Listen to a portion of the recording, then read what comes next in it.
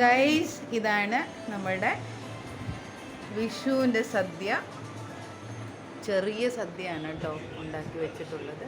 But still കളർഫുള്ളായിട്ട് തോന്നുന്നുണ്ടോയെന്ന് തോന്നുന്നു. You guys guess.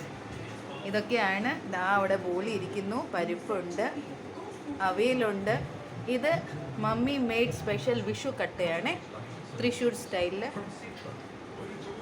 തോരനുണ്ട്, cabbage, sambar, ചോറ്, പപ്പടം, അച്ചാർ, പായസം.